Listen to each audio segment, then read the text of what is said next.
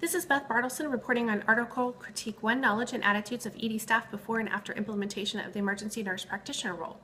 The purpose of the study was to examine the attitudes and knowledge of emergency department physicians and nurses towards the role of the emergency nurse practitioner, otherwise known as ENP, prior to and after implementation of an ENP model of care, as well as the effects of the implementation. The study utilized a prospective pre-test post-test design coupled with convenient sampling. A pre-test was given prior to the implementation of the ENP role, and the post-test data was collected 9 months after role implementation. The entire medical nursing staff of the Northern Hospital Emergency Department in Victoria, Australia was invited to participate in the study. Pre-test response rates were 79% for nursing staff and 56.1% for medical staff, with post-survey rates at 57 and 47.3% respectively. There was no statistically significant difference in the composition of the pre- and post-test groups. The Northern Emergency Nurse Practitioner Staff Survey developed by the study researchers was composed of more than 20 sample questions that required respondents to answer each item using a 5-point Likert scale. The total number of participants in both the pre- and post-test groups exceeded the minimum sample size required by post-hoc power calculations. Survey validity was established by the panel experts, with reliability established by a statistical factor analysis, which resulted in 5 factors being examined.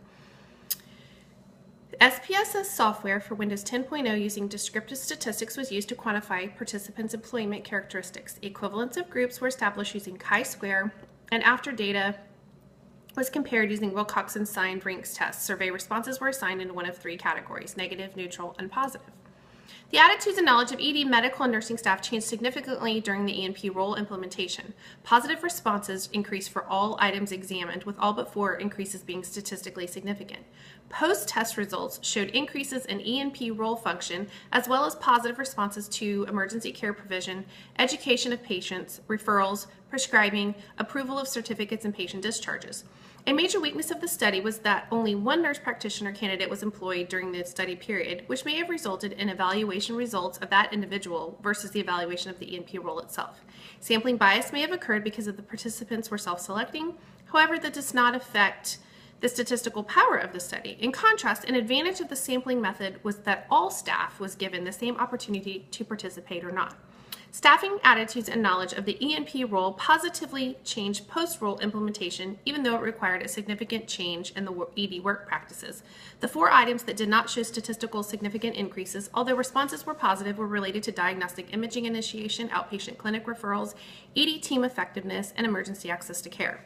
Since educational opportunities were provided to ED staff following pre-test data collection, the study findings suggest that this may have been a key factor on the positive findings in the study, along with the clinical presence of the ENP in the ED. Although study results showed positivity with attitudes and knowledge of the ENP role, researchers felt that attitudes and knowledge could be improved upon by future educational presentations regarding aspects of the ENP role and the collaborative approach to the implementation of the role within the clinical setting.